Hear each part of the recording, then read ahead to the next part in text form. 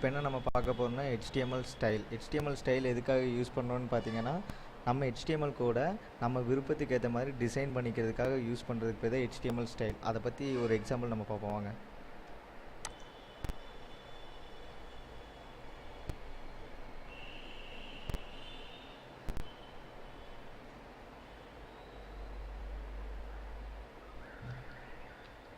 style.htmlனு போட்டு சேவ் பண்ணிக்கிறேன்.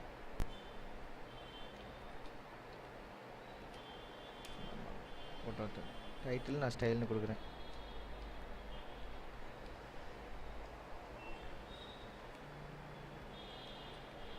பேராகிராஃப் டேக்கை ஒன்றும் ஓப்பன் பண்ணிக்கிறேன்.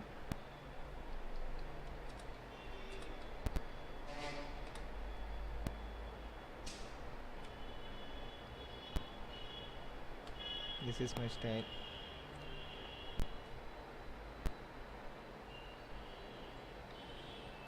இன்னொரு பேராகிராஃப் டேக் ஓப்பன் பண்ணிக்கிறேன்.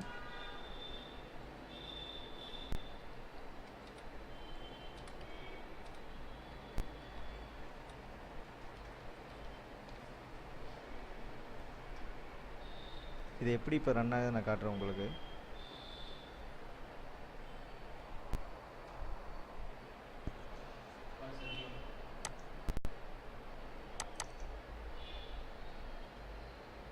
இப்போ நார்மலாக நம்மளுக்கு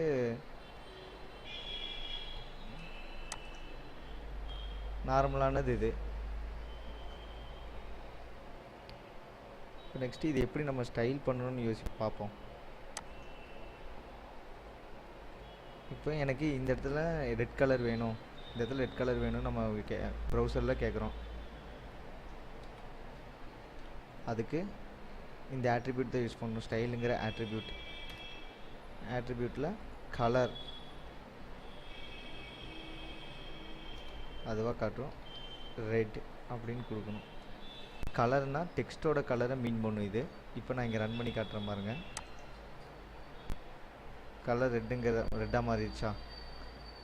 ஓகேவா? நம்மளோட விருப்பத்துக்கு தேவை, நம்மளோட டிசைனுக்கு தேவை இதை மாற்றிக்கலாம். அதுக்காக யூஸ் பண்ணுறது இந்த ஸ்டைலுங்கிறது. இன்னொரு பேராகிராஃப் டேக் ஓப்பன் பண்ணிக்கிறேன்.